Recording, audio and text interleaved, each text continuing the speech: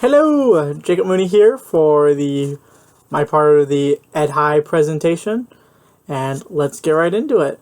My contribution to the group was going to be creating the skits. I also went over a lot of the door deck stuff, spinning around a lot of the ideas.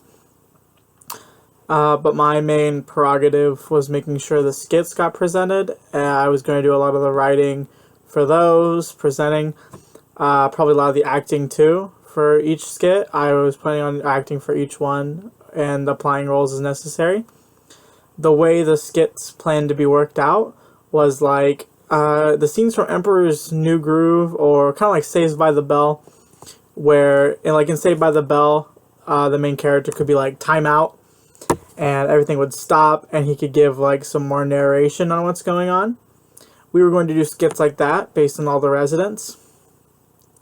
Having them like talk and interact, and then maybe have a narrator time things out, give some perspective, how the situation is going to be handled, and then have the actors play that out in the skit.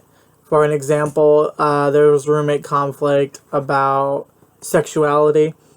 We wanted to have something similar to the Heineken commercial, where they talked about people differences, finding that middle ground, and still being able to have that conversation with each other. So the people would have a discussion, them as the RA, with the RA as the mediator, and the conversation would keep going. And then a timeout from one of the other people to then give some more information, some like background stuff, like I said earlier. Sorry if I'm repeating myself. But that was the main thing for the skits. They were also hopefully going to have some comic relief to back the serious nature. I would be writing them, so of course it would be great. You can think of the most emotional moment of your whole life and the funniest moment of your whole life, and then ramp those up for my skits. So if you were to grade them, just imagine the happiest or most emotional you've ever been, and then times that by 2, and that was how my skits were going to be. If you need proof, I mean, just think about it. Like, honestly, it makes sense. I mean, it's me. Come on. Sorry for the joke there. Back to a more serious topic. But yeah, that was my big contribution. I was going to write the skits. We were going to have, I think, at least 5, maybe some more. Also having some PowerPoints, working out for it, for some visual aid. The acting would be nice, but without like real props or anything. We would have sort of a PowerPoint, and then maybe like the background information on there as well with the narrator. The PowerPoint was more just going to be supplemental to the acting, kind of like just for something people to look at or in case they're missing something in the presentation. But that was my main part. Door decks were also the main part. We were going to cover a lot of the other questions in the skits too, that I believe Garrett is going over in this video. But that was my big contribution to the skits.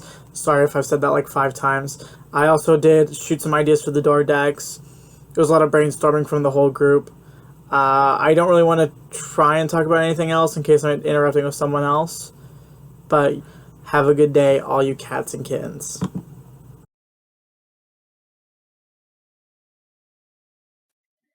For my part of the project, I will be talking about the different door deck ideas that we came up with. When we were trying to come up with the different themes or ideas, we were trying to think of topics that were relevant, but were also easy to customize, or that would fit a male floor and a female floor of a residence hall. So the different themes that we ended up coming up with include spring, animals, countries, and St. Patty's Day. The first theme here is the spring theme. For the sketches, I just did a sun and a cloud, but you could easily change it to rainbows or flowers. You could change the color of the clouds. We came up with this theme just because the project was due towards the end of the semester and the start of spring. The next theme that we came up with was the animal theme. For the sketches, I just did geese, but you could easily change it to more basic animals like a cat or a dog. Or even if once you start to know your residents more, you could find out what their favorite animal is and have each resident have their own favorite animal as their door deck. The third theme was just a pretty basic globe kind of theme, like a country theme. For the example, I just did two different angles or sides of the globe, but this you could easily customize by having different colors or focusing on different parts of the world even. And for the final theme, and the theme that we were more leaning towards, is the St. Patty's Day theme. St. Patty's Day is big at Ball State, and it was the next holiday that was coming up. So we thought that would be a good door deck idea to use. Taylor is also making a wall board to go along with St. Patty's Day. She's going to focus on safe drinking and safe partying. So I think just the board idea and the door deck idea go hand in hand together. So there's just a couple of different um, Clover, St. Patty's Day options here. All the door deck ideas that I came up with, they all show how like the resident's name could be written on them, and then you could easily change all the colors or mix some of them bigger, mix some of them smaller, just to fit the doorway better. Again, when we were coming up with ideas, we wanted ideas that were relevant, but were also easy to customize, and that were somewhat gender neutral, or you can make more focus on one gender if you needed to. Again, we have the spring theme, the animal theme, the country theme, and the St. Patty's Day theme. Hi, it's Taylor Phillips, and for my portion of the project, I was working on the bulletin board. Now, since when we planned this out, our bulletin board is St. Patrick's Day themed because that was the most upcoming holiday after the break. So for the bulletin board, I drew a rainbow with a pot of gold at the bottom and just a couple of coins because it's usually what you see.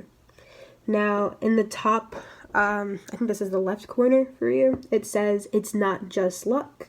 I put that there as a reminder to students that though it is a season and a time of the year when we believe in luck and trusting in the coin, it's not just luck, and you should also base your grades and your studies on your habits.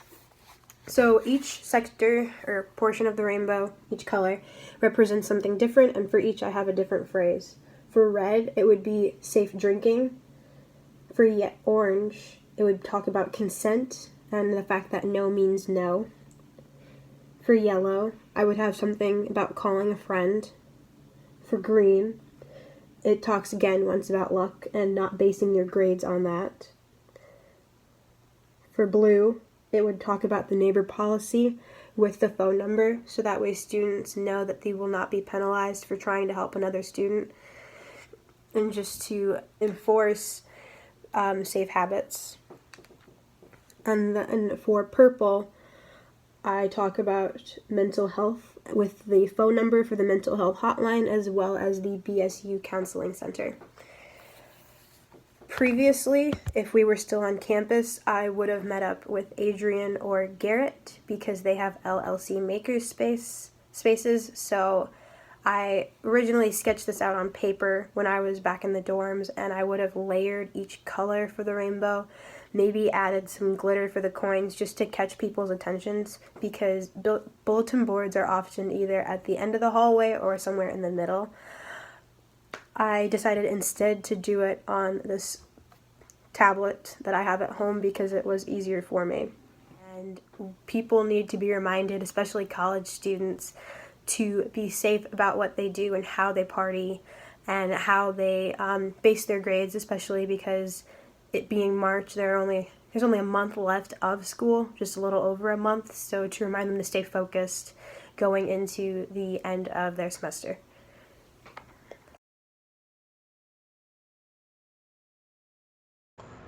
Hey, Donovan and Erica. In this video, I'm going to be going over the questions that we have to answer with our final project. So let's just jump into it. We're going to start at question 1 and just move down the list. What were your first impressions? Our first impressions of the floor were actually very positive. The floor's demographic really closely resembles the demographic of Ball State, which means that it's about a fourth non-white. And with this in mind, we would love to incorporate some programs into our wing that emphasize multicultural experiences. So that way we can really educate all of our residents about one another's culture. And a really important thing to do whenever you do this is to establish relationships before you label one another. Kind of similar to the Heineken commercial that we watched in class. That way a person isn't just gay, Catholic, Christian, or non-binary, but they can instead be seen as, an actual person, undefined by labels. We floated a lot of ideas here, but the main one that we really liked was a program in which we randomly pair our residents in groups of 2, with each pair working to complete a puzzle together. While the pairs work, we'll ask questions that kind of get increasingly personal. That way they're bonding over the completion of a shared task, but also getting more and more of an education about one another. So the next question, any potential conflicts? This question was a potential conflict in our group. We believed that Alex could be a source of conflict because he's the only person on our floor plan that specifically has some kind of harsh feelings towards certain minority groups. But the other source of conflict that we found that we think is serious enough to warrant maybe keeping a constant eye on was in room 124 with Bobby and Chris. Bobby is gay, and Chris is a strong Catholic. This is where the conflict in this question came in, because we had two opinions on this. We didn't want to profile and assume that all Catholics are homophobic, because they're not. No generalization is true. But we also can't ethically dismiss the history of homophobia in the Catholic Church. Question 3, natural leaders. When it comes to natural leaders in the wing, we all agree that it would probably end up being any of the 4 returning students, Ashley, Jerry, Chris, or Tori. All of these students are involved on campus, especially Chris and Jerry, who are presidents or chairs for their organizations. And we all thought it'd be a really nice idea to also allow these residents to advertise their programs at the beginning of the year, to kind of invite some incoming freshmen or transfer students out onto campus so that they can get their first real experience with an extracurricular on campus. Picking out emerging leaders was way harder than the natural leaders. Any of these students can be leaders because there's not a specific formula to deciding leadership. It all depends on variables and vectors outside of this floor plan. However, with that being said, one resident that we all kind of thought had a lot of potential to be a really good influence on their community is AJ. AJ is discovering who they are, they're energetic, they have a history of being involved in extracurriculars, and furthermore, after they become more acquainted with who they want to become, we thought that they'd be a really good voice for anyone unsure of who they are. We would love to provide any non-binary or questioning residents with just somebody who knows what they're going through and someone that they can go to for help. We'd love to provide AJ with opportunities to get more involved in the wing, especially with Ashley, Tori, Jerry, and Chris, who might act as kind of guides or just helpful voices through AJ's freshman year. Areas that the wing needs to be challenged in. Diversity. Absolutely. It's 3/4 white. we have the puzzle idea for kind of trying to get out in front of that.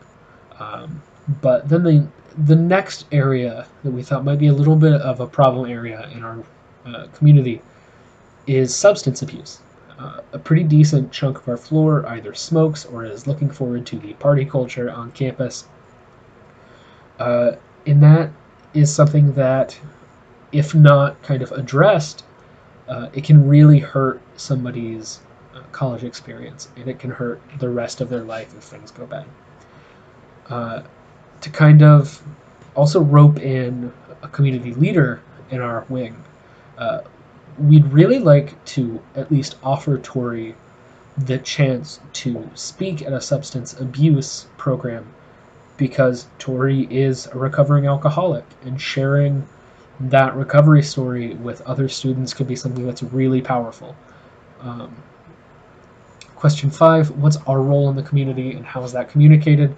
Let's take on the latter half of that first, the communication. Mandatory floor meetings, gotta love them. One at the beginning of the year, one towards, I think it's Thanksgiving break. Just kind of the place where you impart information to your residents. But I also think another really crucial idea to forming a community and forming an RA resident bond is after the mandatory floor meeting, if you can just schedule a one-on-one meeting with every one of your residents, that way you both can kind of set some clear expectations for what you want the RA resident relationship to be, and it allows residents who might know that they want some extra help in their freshman year or first year on campus to ask for it in a setting where hopefully they don't feel threatened. And then for our specific role in our community, we kind of see ourselves as more akin to bridge builders than anything else.